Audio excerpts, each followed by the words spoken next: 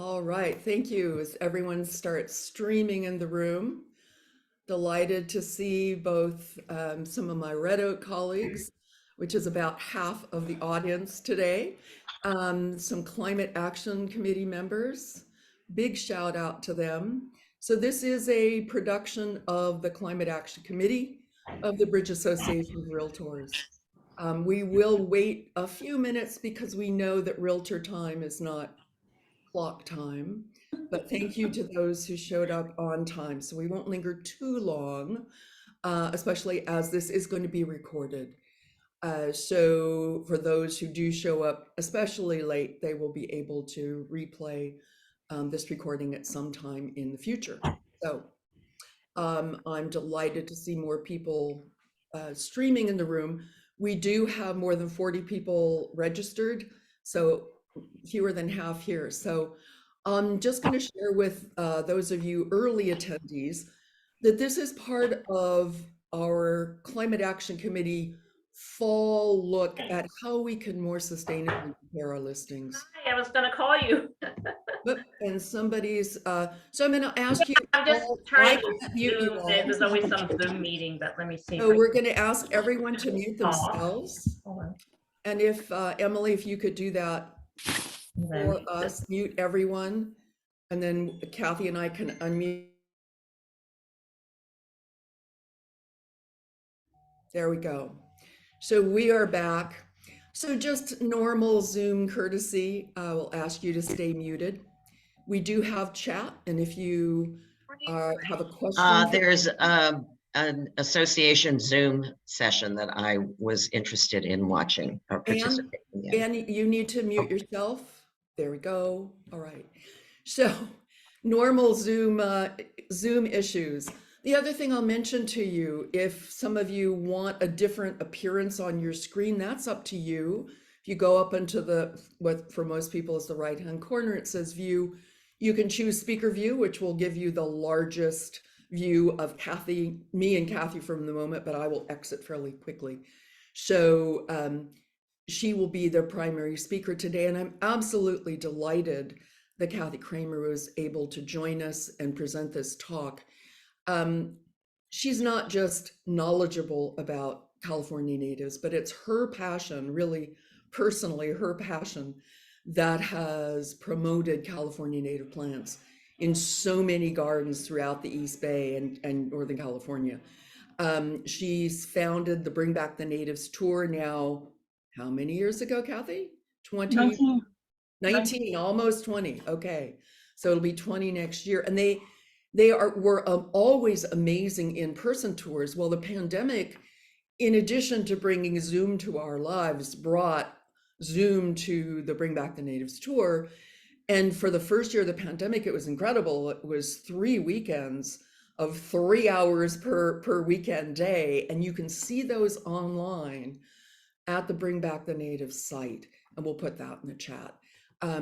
But great resource, not only of the previous tours, but also of plant lists, of plant providers, of landscapers, of ideas, and then looking at other people's gardens. And that's so helpful to look at a garden that maybe looks kind of like yours, whether it was a median strip like mine, which that was my big pandemic project, was after years, and I do mean years like 19, like the number of years of the tour, that I've been thinking about this, planning it, and then finally I had the focus on my own garden to do it.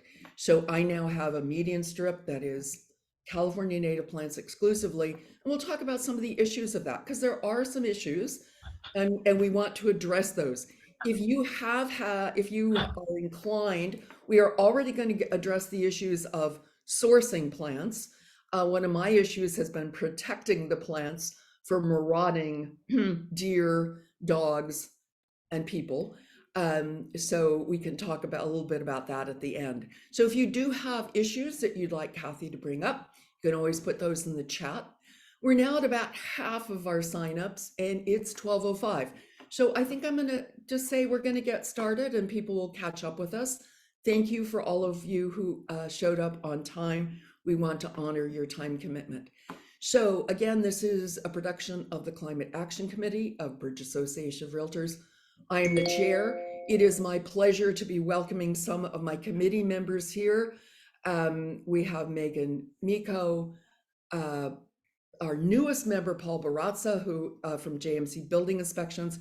We're delighted to have a couple of affiliates on our committee. We also have Bima Sheridan, and I don't know, Janine Hunt, who not only is an active member of our committee, but just happens to be a busy girl as president of the Bridge Association of Realtors. So thank you, Janine. And if you have interest, either now or after this talk, in issues of sustainability, whether energy efficiency or planting native plants, there are a number of ways that we can make an impact, one house, one listing at a time. And that's really our theme for this fall. I want you to mark your calendars for November 17th, 4 to 6 p.m. The Climate Action Committee is very proud to be partnering with the Education and Technology Committees in continuing this theme of sustainable listing preparation. That's going to be the complete topic for November 17th. And it will be here, as in very here. I am at the newly updated office of Red Oak Realty at 1575 Hopkins Avenue. I'm here today rather at home because PG&E had a power outage, which also knocked out our Solano office. So I zipped over here. You're seeing the new style of kind of rattan and beachy theme. You'll get to see the entire office on November 17th. That's 4 to 6. We'll also provide drinks and snacks. We'll have two speakers, Tom White, who's an energy efficient expert, Odette Pilar, who will be talking from the Plant Exchange, another person who's committed to making gardening more sustainable. So, and getting rid of stuff sustainably, say that 10 times. So November 17th, a Thursday after tour. Hope you'll join us then. So with that, it is tremendous pleasure to welcome Kathy Kramer. Not only is she a true maven of the native plant world in California, but she also has her own green home story. And so with that, Kathy, welcome. And maybe you can just tell us a little bit about yourself and your journey. All right, thank you. Well, I'm honored to be here. So thank you for spending your lunchtime with me. I'm going to go right into my presentation. I'm going to start with a few minutes on the green home remodel that my husband and I did. Does the screen look okay from your end? Yes, it does. It looks okay, good. Great. So we live in San Pablo. I bought this house about 35 years ago. It was built about 1935. Our MO, my husband's and mine, was 30 years of benign neglect followed by this like massive remodel. So the house was kind of falling apart around our ears. So we took it back to its original 600 square foot cottage. And it was just such a shocking view. I thought I'd just give you another side of it here. Inside, it went down to the studs. And this is how it looks now. We went from, it was 1,000 square feet, took it back to 600, and now it's about 1,450. This is our backyard, and I'm going to start with the solar panels because when we began our remodeling project, we just knew that we were going to put on solar panels, and we didn't have a realtor. We didn't have a contractor or a architect who was really into green home design, and so we wound up putting on 23 panels. It was an 8 kilowatt system. We're so happy with our solar panels. They were installed by a nonprofit called Sunwork, not Sunworks, which is a different organization. It's Sunwork, singular. They're located in Milpitas. Their motto is small solar made affordable. They install panels only on single-story homes that have low electricity bills, where it would just take so long to pay the panels off that you wouldn't want to do it. The cost for having this really large system installed is 8 kilowatts was $13,600 after the federal tax credit, which we thought was just fantastic. It's larger than we need. We're happy to have been giving power to PG&E over the course of this last year, and I'll talk a little bit more about that as we sum up. So we'll go on. We also we had a old passive gas heater that warmed up the bathroom and warmed up the living room, and it warmed up the house as we walked around and carried the warm air with us. But as part of the model, we got a Fujitsu heat pump. And I put in this picture because we live in the unincorporated part of Contra Costa County, and we were allowed to install this compressor in our 5-foot setback from the neighbor. We didn't think we would be, but we were. And it's very quiet. Our pillows are right on the other side of this wall, and we don't hear the compressor running. This is on the upper right. You can see the intake vent for our heat pump system. And the great thing about having a heat pump is we got free air conditioning with it. So we haven't used it much in this last year and a half, but we have turned it on some days, and it's been lovely on those hot days. And we also have used a fan that comes with the heat pump. And so now you can see on the upper left there, we have the little vent. So we have heat and cool air that can go into every room, which we didn't have before. Our contractor for this was Eco Performance Builders. They are in Concord. They were wonderful to work with. And I have a link that I sent to Arlene that she'll probably send out to you afterward that has all the contact information for Sunwork, our solar panel installer, and Eco Performance Builders. Here's our old kitchen. It was a narrow galley kitchen, just 3 feet wide.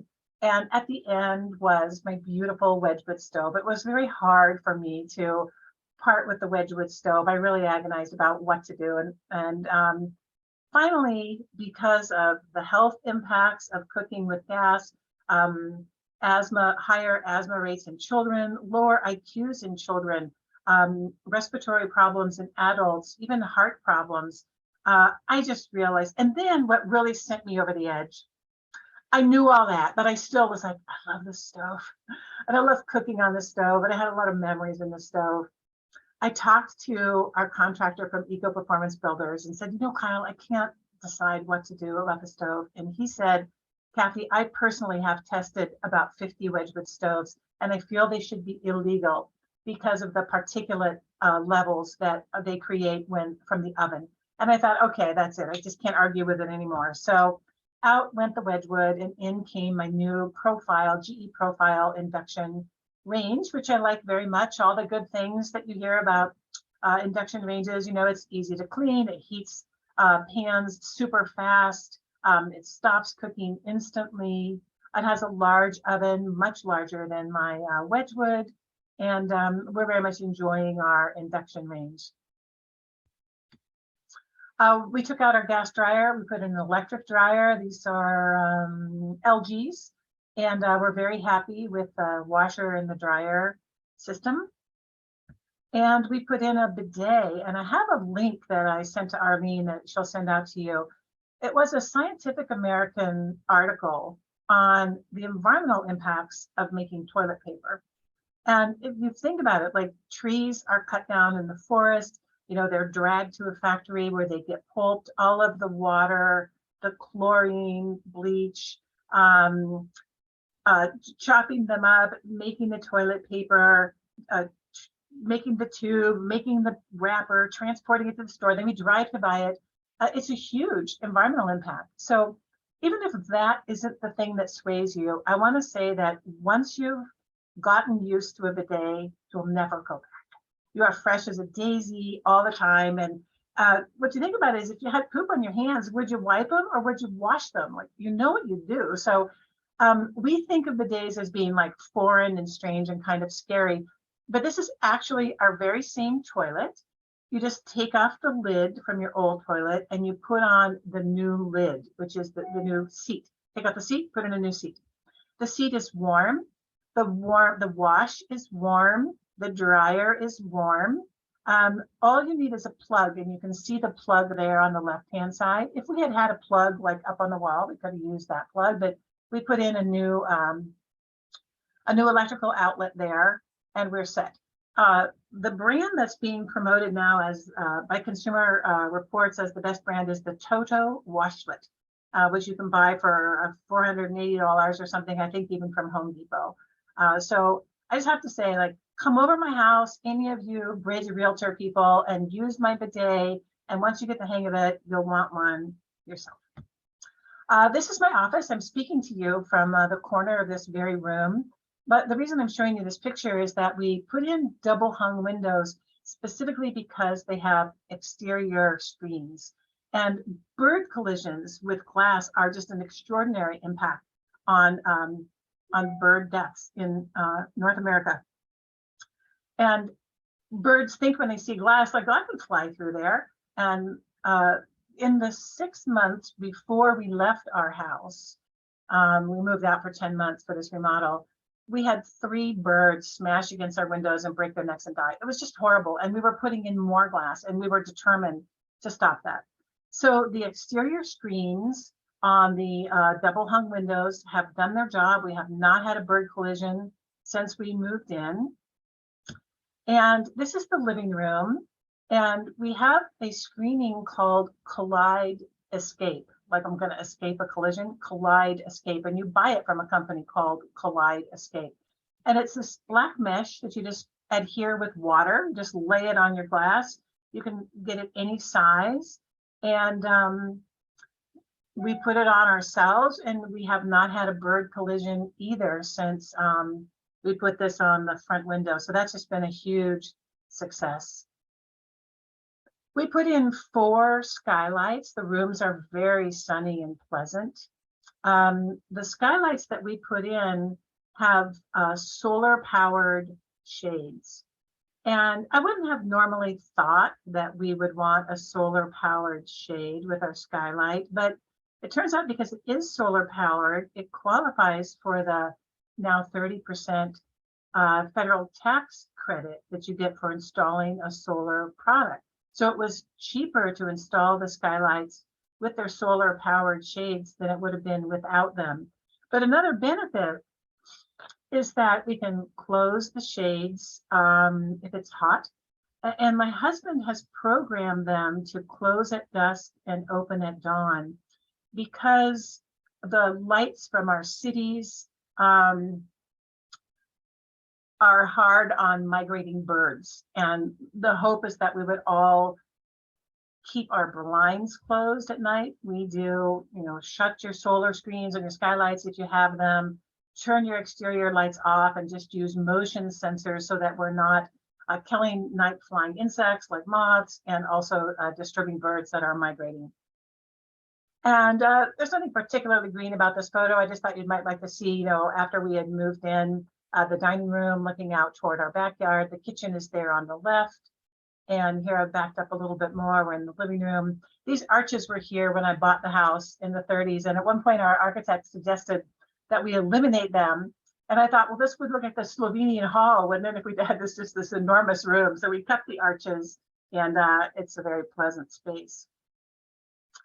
Here is our backyard before we remodeled. We took 40,000 pounds of concrete out of the backyard. It was a little scruffy lawn, ivy, blackberry, some weird South African plants. And this is the backyard now. We put in a pond, which is just really lovely. And this is another view of our backyard. These stairs are actually curbstone from the city of San Francisco. It was granite that probably came from Hetch Hetchy 100 years ago. When they do remodeling projects on the streets in San Francisco, they take this curbstone out, and it comes up for sale on occasion at American Soil Products. And they're perfect for stairs. And some of them were even stenciled. One was stenciled SFPD, and a number of them have like red, yellow, and blue paint on the sides, which we have really enjoyed. Well, I might as well say, since we're looking at it, here's a buckwheat there on the left. I'll be talking about buckwheat later. And that red up above it is a little bit of California native fuchsia. The garden is, except for fruit trees that I have around the perimeter, the garden is all natives. Okay, so because we put on our solar panels and we electrified everything except our water heater, that's coming up in this next year. And we have an electric vehicle. So we didn't pay any gas over the course of the last year. Our PG&E bill, including our non-gas bill, was $20 for the year.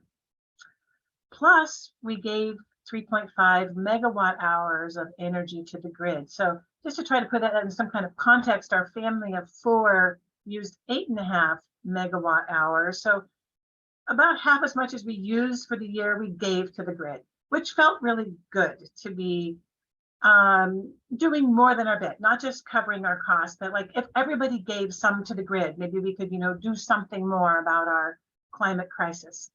At this rate, our solar panels will be paid off in like 6 years or a little bit less. And after that, we will be saving money every year because we still won't be paying for gas, and we still will have a reduced PG&E bill.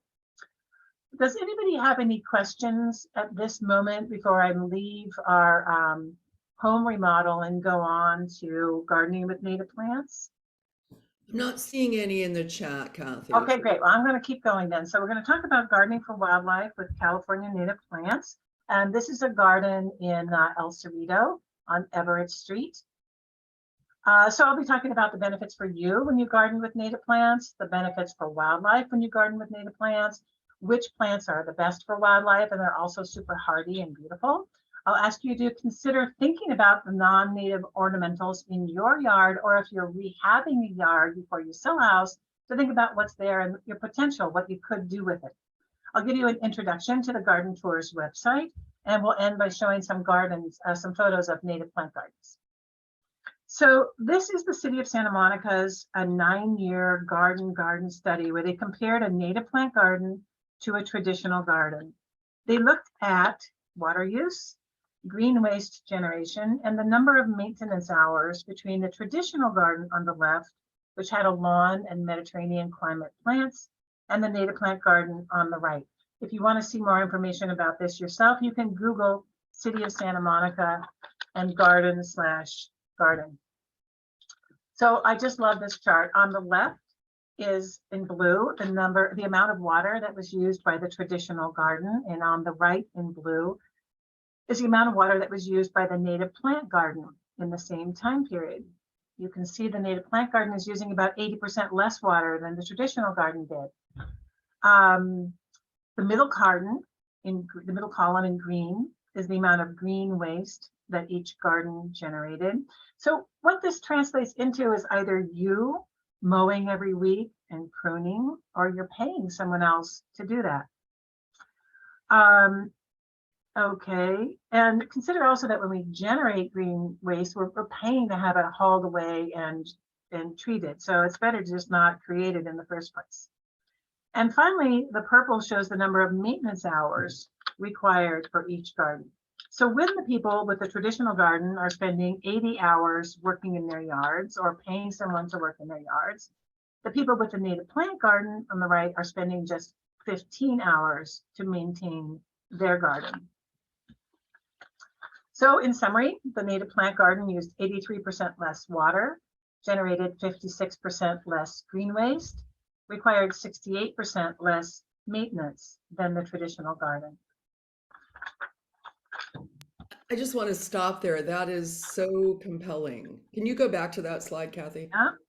Yeah, just let's just sort of hover on that whole concept. I think that kind of says it all, why we wanted Kathy to talk here today. That is really statistically compelling.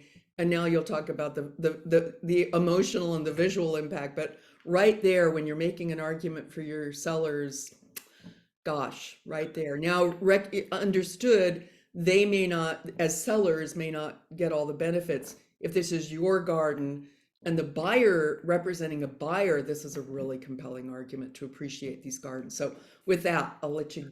Well, I wonder if realtors, instead of buying the Home Depot plants, and I'll be talking about this later on, we're interested in buying native plants and installing them in lawns or gardens that they are rehabbing.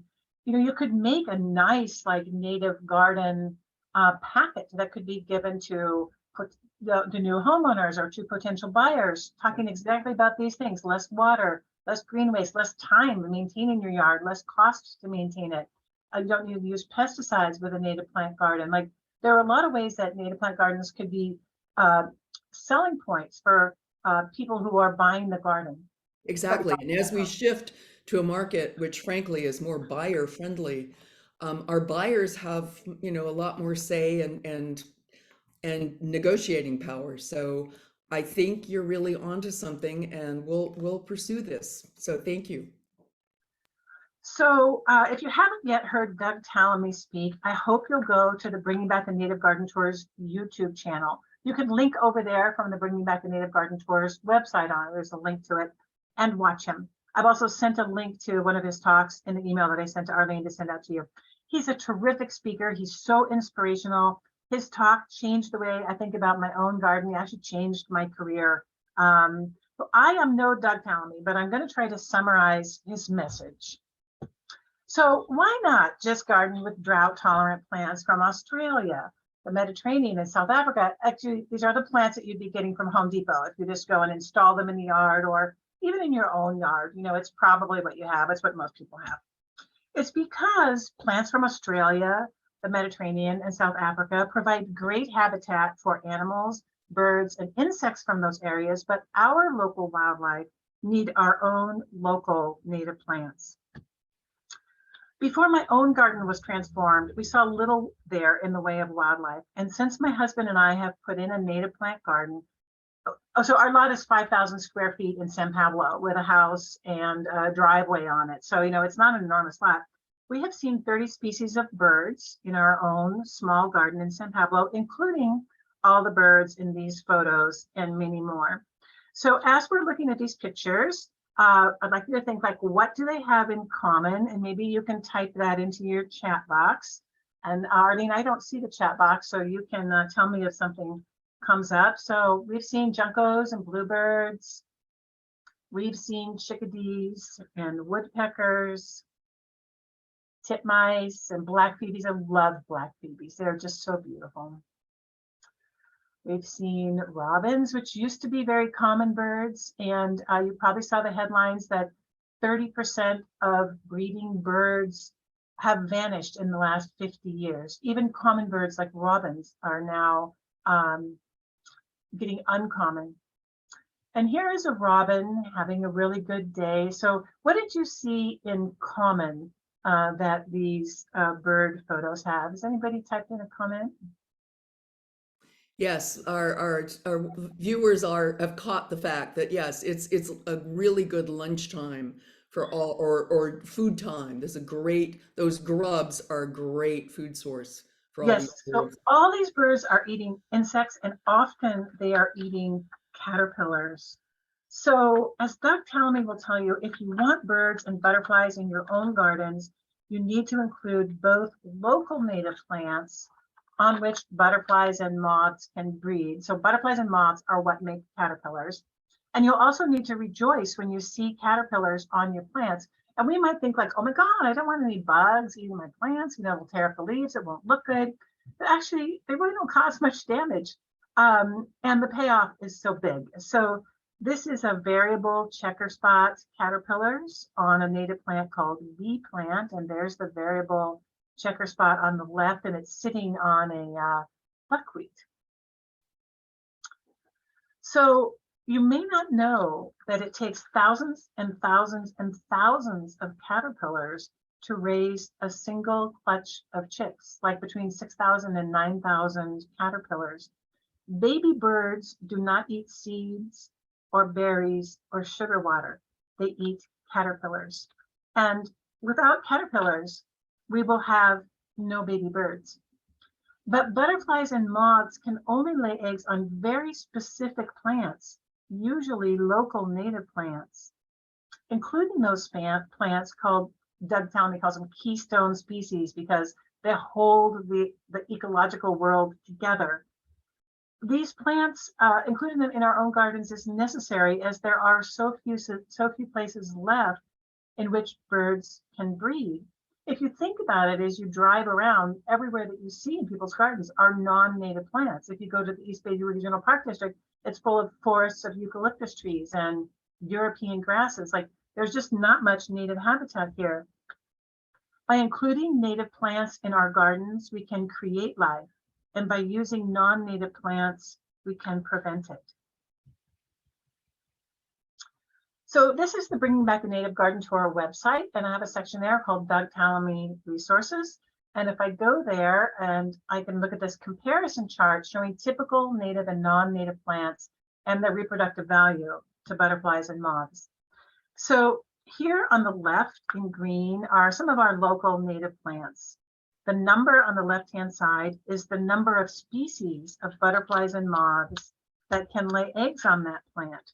And as you can see, they are of high reproductive value to butterflies and moths. 270 species of butterflies and moths can lay eggs on oaks, our own powerhouse tree. The short way to refer to butterflies and moths is lepidopterans. So I'll go on now. 120 species of lepidopterans can lay their eggs on a California lilac. Native currants, manzanita, lupins, they're also great plants to have in your garden. And these are some of the keystone species, the superstars at providing places where birds can raise their chicks. On the right in red are the ornamental, commonly used non-native plants that are often found in our gardens. They come from other parts of the world, Australia, South Africa, the Mediterranean. You can see that the ones on the far right have zero reproductive value for butterflies and moths. None of our local lepidopterans can reproduce on them. These include agapanthus, ice plant, periwinkle, red hot poker, tea tree, crepe myrtle, ginkgo, grass, sweet alyssum. If you look at the low bars in red, you can see maybe 6 or 8 species of butterflies and moths can reproduce on these non-native ornamentals. Tree of heaven, impatiens, eucalyptus, cotoneaster. So Tallamy's research has shown that birds need to be in areas that have 70% or more native plants by cover before they could breed there. With few native plants in our urban areas, birds have to fly too far to get the caterpillars that they need to feed their chicks. If birds do try to breed in areas with few native plants and thus few caterpillars, all of the bad things happen when creatures try to reproduce in less than optimal conditions. The birds have fewer chicks, the chicks weigh less than they should, and there is high mortality. The chicks actually starve to death. So I hope that after this talk, you'll go home and assess your own garden in terms of its ecological value. If you have any of these plants on the right or other non-native ornamentals in your garden, you might consider replacing them with our local native plants that do provide food, shelter, and nesting areas for wildlife. So by now, I'm sure you're dying to know, well, what are our local keystone plants? I'm going to talk about first the plants for sunny areas. And I have a longer talk on this. If you want to know more about the native plants, I have just a few here because I know we're limited on time. Coast live oak, 270 species of butterflies and moths can lay eggs on this plant. Full sun, grows into a tree, beautiful feature here in this garden in Berkeley, Mary Ford's garden. Oaks are so important that I wanted to pause here for just a moment. This is my own house again in San Pablo. The oak on the left, my husband and I planted 25 years ago when it was 6 inches tall. And the buckeye on the right, another native tree, we planted 23 years ago from a seed. So it didn't take long, you know, for these trees to become really like beautiful assets to our landscape and our home. They help keep our house cool, and they provide places for caterpillars and birds to hang out in.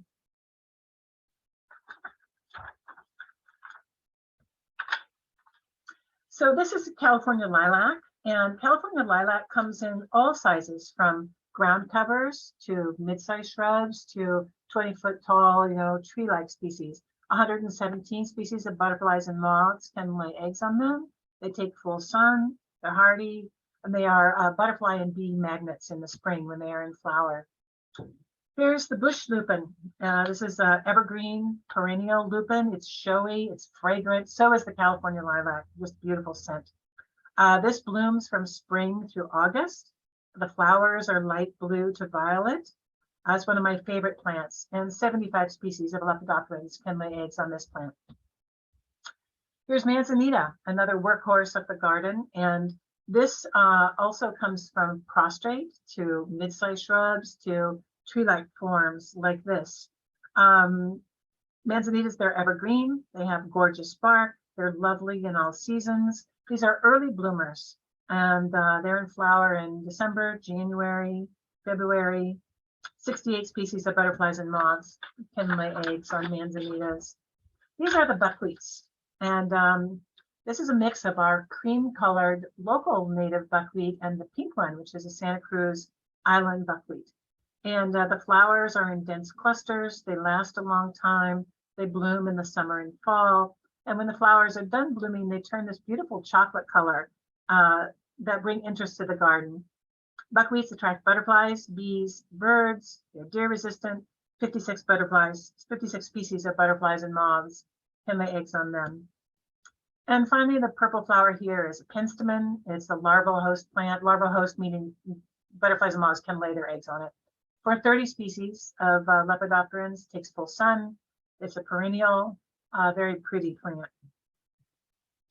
Okay, so local keystone species for shady areas. Here's a pink flowering currant. So it has a beautiful scent. Larval, 122 species of lepidopterans can lay their eggs on it. Blooms from January to March. Birds and people can enjoy the berries that they produce. Here is a huckleberry. 106 species of butterflies and moths can lay eggs on it. It's a good companion to the plant that we just saw, the flowering currant. Here's our wild rose. Wild rose has a lovely scent. It's fast growing. The hips can be used to make tea. And this is a versatile plant. It can grow in full sun, part shade, or full shade. And this is one of the prostrate manzanitas that can grow in the shade. Usually manzanitas like to grow in the sun, but this one can grow in the shade. It gets to be just between 2 to 5 inches tall. It will spread. It would be great for a parking strip. This is ocean spray. It's a mid-sized shrub. 38 species of butterflies and moths can lay their eggs on it. It's another name for this cream bush. And here's some plants that are very versatile. They'll grow in light shade and sun. So California strawberry. And let's see, 58 species of butterflies and moths can lay their eggs in it. Nice for a parking strip. Nice just to fill in space in a garden. Here's aster, and this is a perennial. This one was taken in my garden. There's one of those granite, we use that as a bench up there, that granite block. Deer resistant, 53 species of butterflies and moths can lay eggs on it. Here's goldenrod. So monarch butterflies, I understand, used to follow the blooming goldenrod up the coast. It's a beautiful plant, is in flower in my own garden now. 55 species of butterflies and moths can lay eggs on it. And so what I think about is that people often say to me, well, I have a lot of bees and butterflies in my yard and I don't have any native plants. And there's two things to think about with that. One is that butterflies can sip nectar from many plants. So you could indeed have a lot of butterflies and bees in your garden if you have non-native plants like these. But the butterflies and moths cannot reproduce on them. And if you and I could go to Starbucks and have all the coffee we wanted, but we could not reproduce, we would have a population crash also. It's not just the nectar, it's the plants on which lepidopterans can reproduce. Also, you might say, well, I have a lot of bees in my garden. It's a great pollinator garden. So the bees you have are mostly probably honeybees. They're from the Mediterranean. I don't hate honeybees, but we do have 120 different kinds of native bees here, right here in the Berkeley area, that also need the native plants on which to survive. So if you're looking here at Cosmos on the upper left, at Lavender in the upper right, at Pride of Madeira on the bottom right, at Hot Lips on the bottom left, these plants could be replaced with plants that really provide habitat value. So you've probably heard of Marie Kondo and her Does It Spark Joy method of decluttering a home. And I hope that after this talk, you'll go home and take a Marie Kondo look at your own garden and ask yourself, does this non-native ornamental give me joy? If it does, then keep it. Something that your mother gave you, a plant that you love, a scent that you really enjoy. But if it does not, then consider replacing it with a California native plant that does have ecological value. So you might wonder, like, okay, if I did this, does it work really? So this is my front garden, the walk up to our house. And about a week ago, I bought a $99 lens. So you can see it here, screwed into my cell phone. I got a new case with it for 99 bucks for the lens and the case. And I have been taking some photos in my yard. This garden on the left and right is new. It was planted after our remodel, which was January. This garden was planted and the oak is coming back there from one that we cut back. So this is a buckwheat. I just thought it was such a beautiful flower. I had to just show you. But in my garden in the last week, I have seen a honeybee on aster. You see the pollen basket on the left there attached to the honeybee's leg. And on the right here, on a plant called a hedge nettle is a wool carder bee or a mason bee. If you have fruit trees or you're a veggie grower, I've heard from a friend who is very knowledgeable that if you have mason bees in your garden, you'll double your fruit set. I was really thrilled to see this mason bee here. They're protective. They have certain territories and the male like hangs around and, you know, protects his territory. This is a monarch on aster. And the monarch laid eggs, which hatched, and the eggs were laid on this plant, which is narrow leaf milkweed. It's the only plant, milkweed is the only plant that monarchs can lay their eggs on. So we had monarch caterpillars in our backyard. And then they spun these amazing chrysalises with their gold like flecks in them, which we watched eagerly. And then only yesterday, and Bridge Realtors, you're the first to see it, the cocoon, the chrysalis turned black, and can you see faintly the wing of the monarch there at the back side? And so I was watching it. I set my alarm every hour. I would go outside to look at the chrysalis, knowing that it was going to be soon on that warm day. And I got there probably about 40 minutes after I last checked. I went out again and I saw that it had hatched. So that I ran for my camera. That's the blurry picture on the left. The more focused picture on the right shows you the monarch. He's like, she laid this, spun this chrysalis on our patio furniture.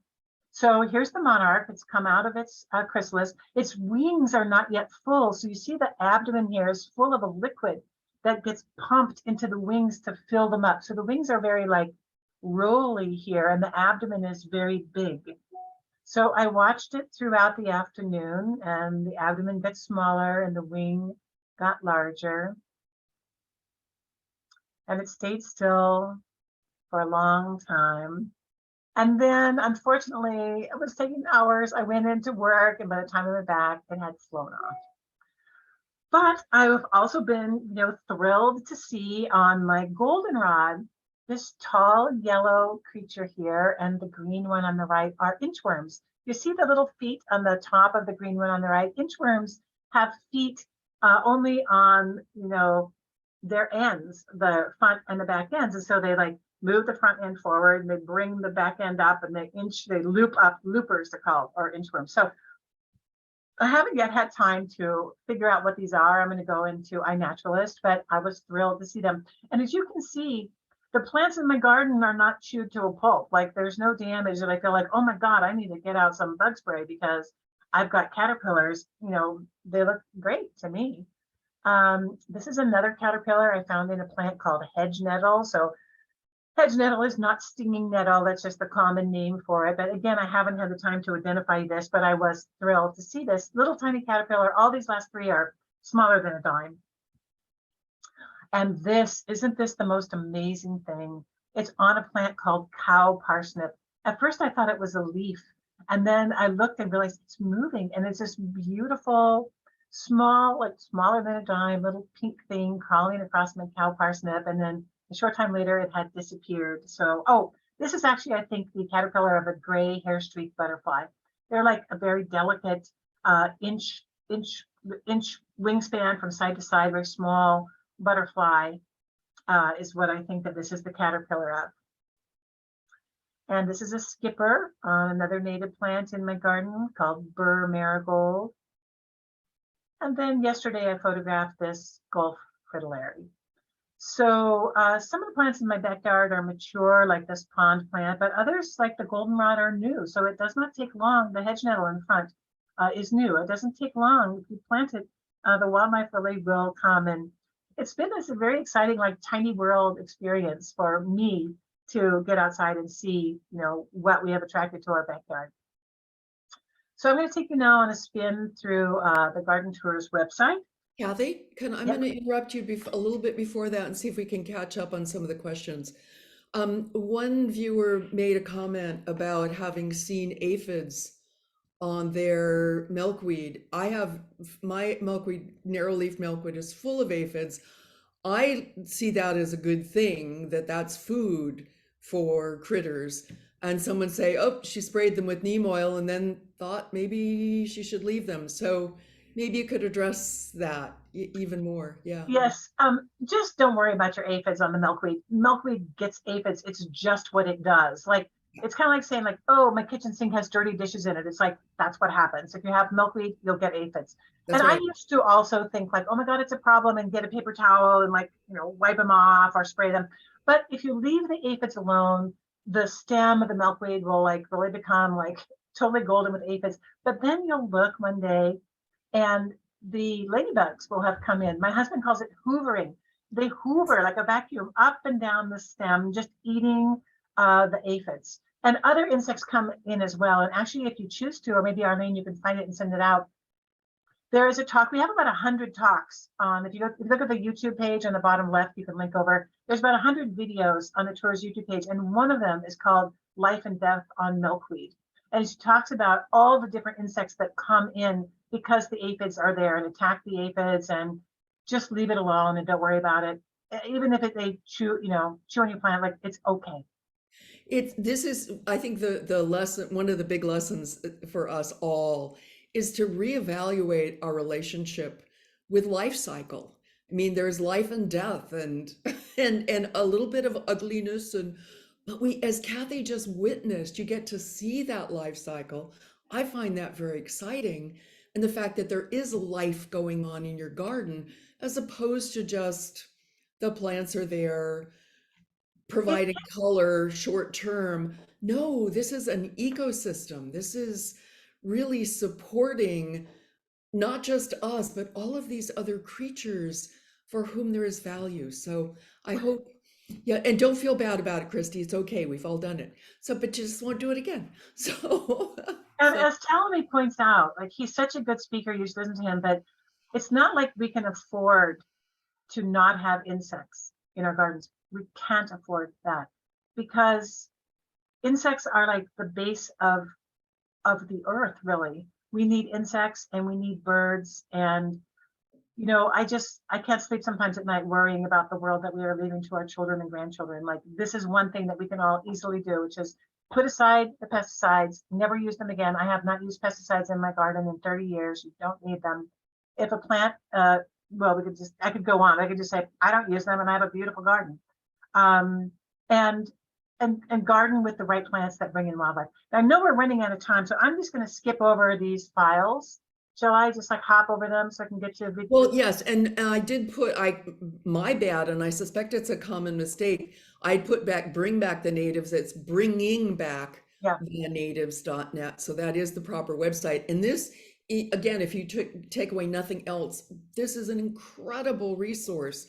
You see on the left, she's got gardeners, she's got tours. You find a nursery.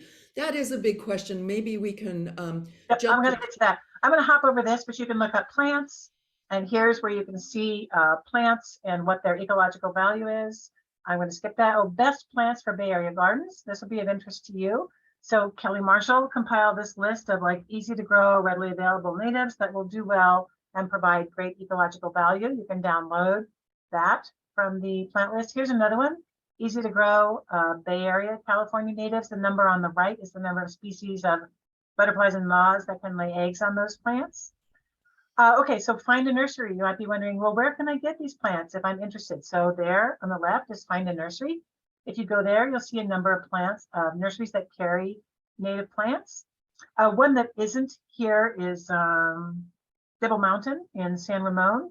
But if you want to work with a landscape designer who has a relationship with Devil Mountain, you can just source plants from there as well. You might be wondering, Actually, that's an important part, Kathy, working with landscapers who are already knowledgeable about native plants. I know so many of us, when we're preparing a listing, we just go to fill in the blank, the landscaper we used last time, the contractor's friends who do a little landscaping on the side. This may be another mindset change that we need to make, is actually referring to professionals who have the knowledge already of our native plant environment.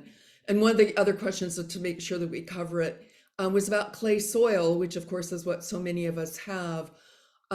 Just in general, are there plants that do especially well, or is in fact that one of the advantages of natives, that they adapt to the local environment?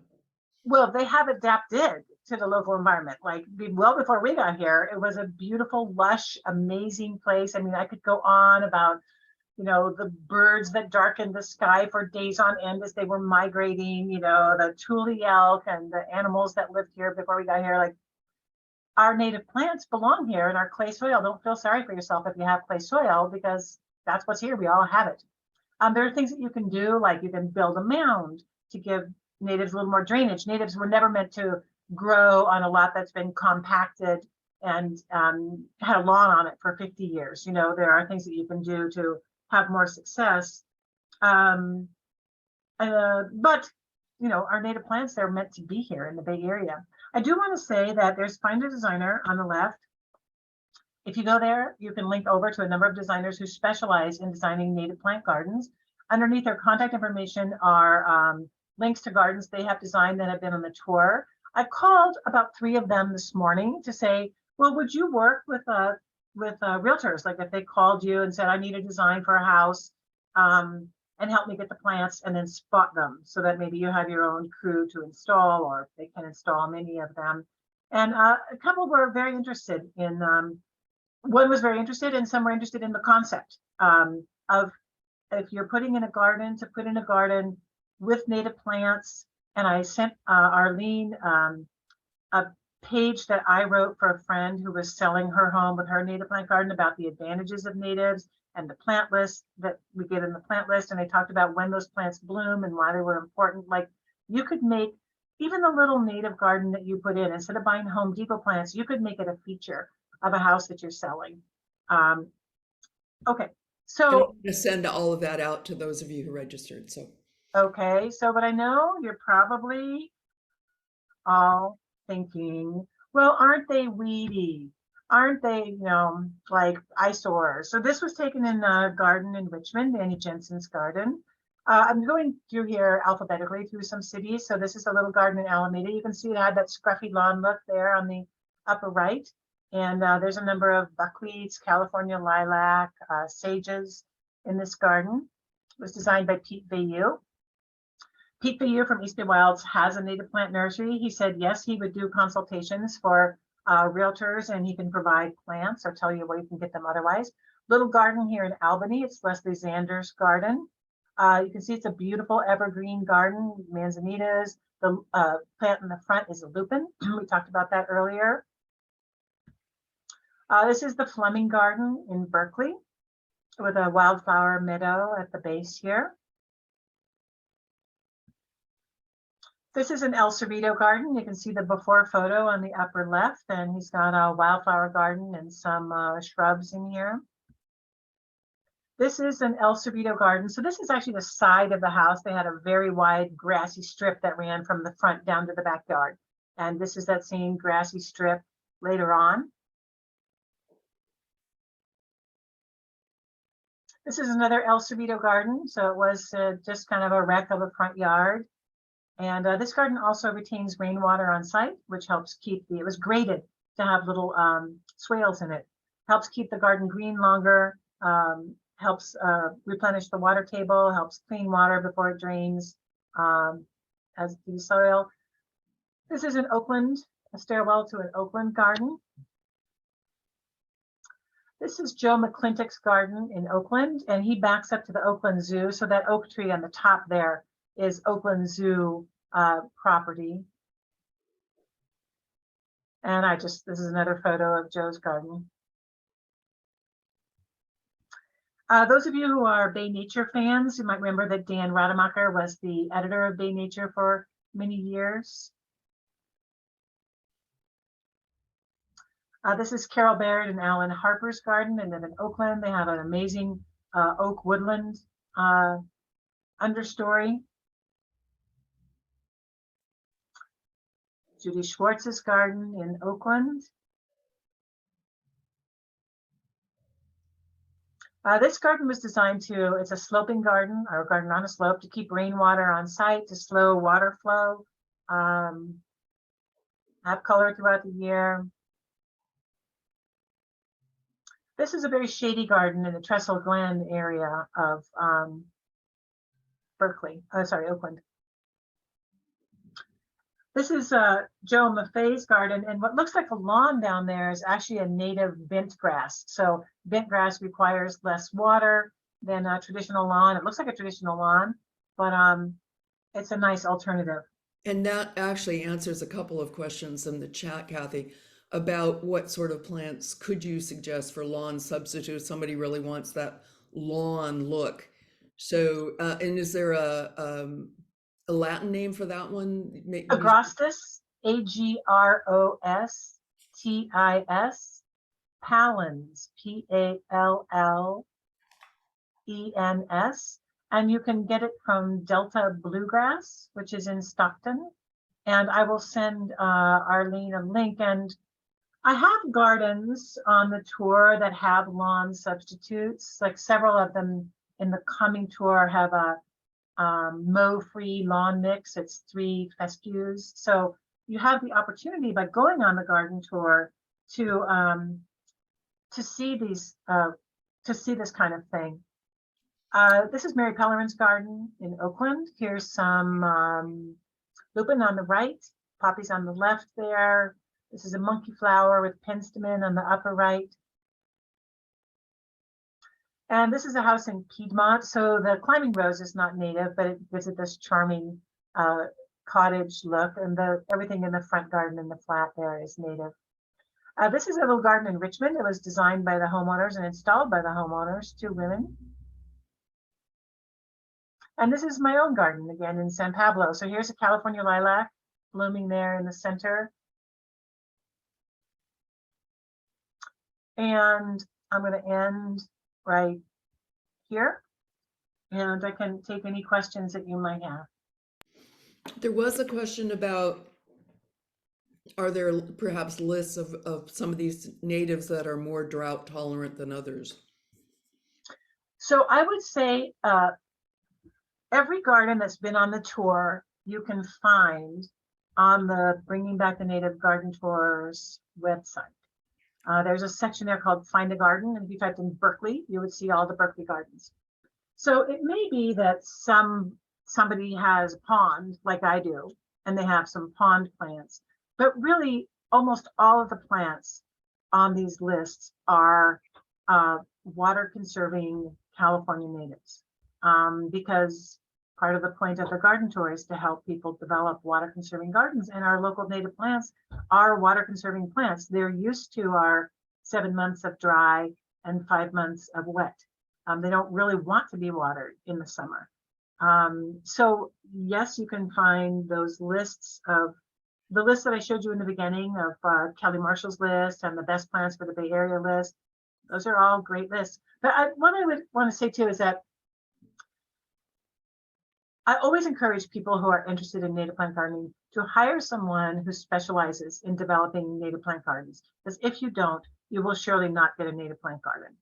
And if you work with someone who does design native plant gardens and knows the plants and loves them and wants you to be successful, you'll spend some money up front, but you'll be much more likely to get a product that's really going to work for you in the end. With regard to making plant choices, how big will they get when they're big? What will look good together? If you're thinking about your own yard and you want to design, even if you're thinking about your yards that you're rehabbing before you sell, like giving some real guidance on, what would look good here to just put plants in the yard, would be helpful so that, if you choose to educate your new buyer, they are better set for the road to success. I will also say that I was one of those stubborn people because I thought about it for so long. I thought, well, I can do this myself. And I did, but honestly, I've had plant loss. I think probably that's another thing you need to kind of get used to, is that not every plant will succeed in every location. And that's kind of true with all gardens. But in retrospect, yeah, I would have been better off if I had hired somebody who really knew North Berkeley microclimate, knew more than I did about median strips, as opposed to just my love of this subset of native plants. So I hope some of you will learn from my stubbornness, and it is with everything. You get what you pay for. You really supporting local landscapers who already are deeply involved and knowledgeable of native plants is the way to go. And I did the same thing. I designed my yard over and over, and it just looked terrible. And finally, we got the professional help that we needed, and now we have a beautiful garden. I want to say also, before we do part, that the garden tour takes place every year. It's free, but we ask for donations. And they understand that the association will be sponsoring the tour this year, and I'm very grateful. You can go and visit. The tour is now a 2-day event. It will take place on the first weekend in May. Last year I had 50 gardens open. 35 of them were between Pinole and Fremont. So you drive around and you visit the gardens that you want to see. You could go with clients, you could go with friends, get ideas, look at plants, meet landscape designers. And then I also have about 100 videos on the virtual tour now, and we're having a whole additional virtual tour in spring.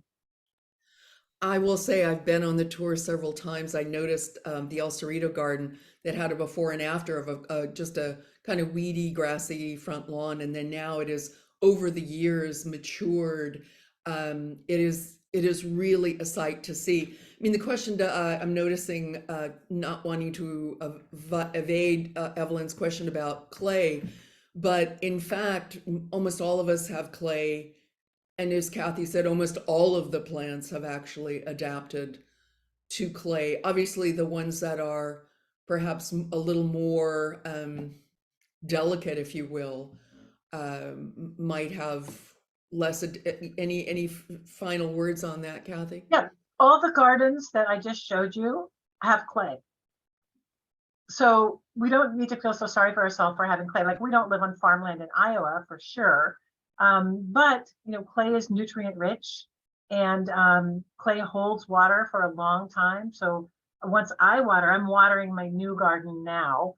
New gardens do need to be watered like every week or every couple of weeks for the dry season or the first couple of years. But my soil stays damp, for like 2 weeks underneath the surface. So clay can be your friend. It can be. I also noticed Evelyn's response, which is, I think, very common, and not picking on her, is that our response is, well, we'll just add lots of amendments because that's what we've been taught to do.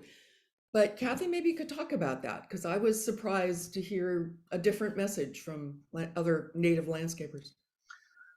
When many years ago, my teenage son had a sheet mulching business. So I was a sheet mulching mom, and we sheet mulched a lot of yards together. And when I first started, I called 7 different landscape designers and said, what do you do about compost? Do you put down any under the cardboard or not? And I got a complete range of answers from like, no, never, natives don't need it, to yeah, always.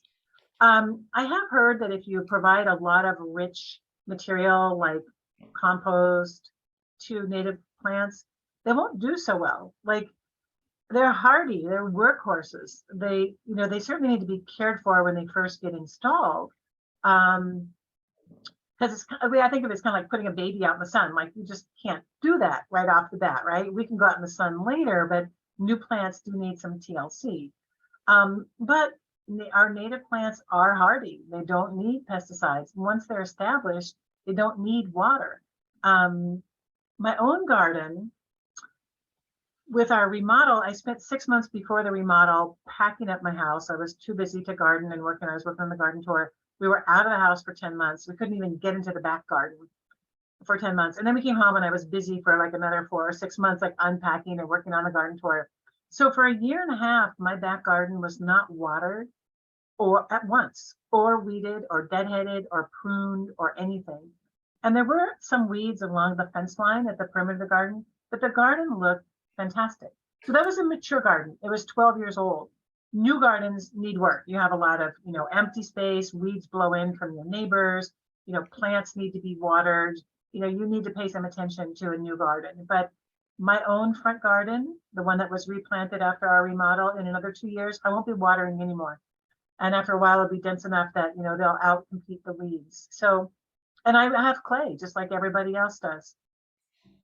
That's fascinating. Question, I'm not sure, is this in the photo that's up now, is that Cicericium? Is that blue-eye grass? Or what is that? I think that's 5-spot Five- and okay. poppies. Yes, California poppies for sure. Yeah, and I Maybe think, some of the red- Nemophylla. I think it's Nemophylla, but I can't remember the common name. Okay. Yeah. Great, thank you. That is all the questions I see. If you do have a last minute question, pop it in the chat. Otherwise, I'm going to just thank Kathy so much for all of this wonderful inspiration and resources. Bringing back thenatives.net is your friend, and all of the resources there. I really urge you to just take a few minutes or maybe half hour to listen to one of the Doug Tallamy talks. Honest to God, it really changed my perspective in one viewing about how a garden can be such a life-supporting part of our asset. And I hope that we can share some of that with our clients as well.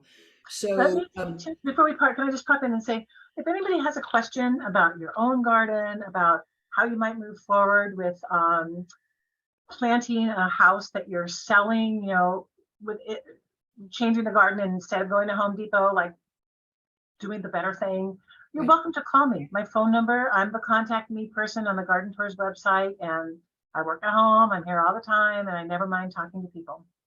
You're very kind, Kathy. It's a generous offer, and I'm sure people will take you up on that.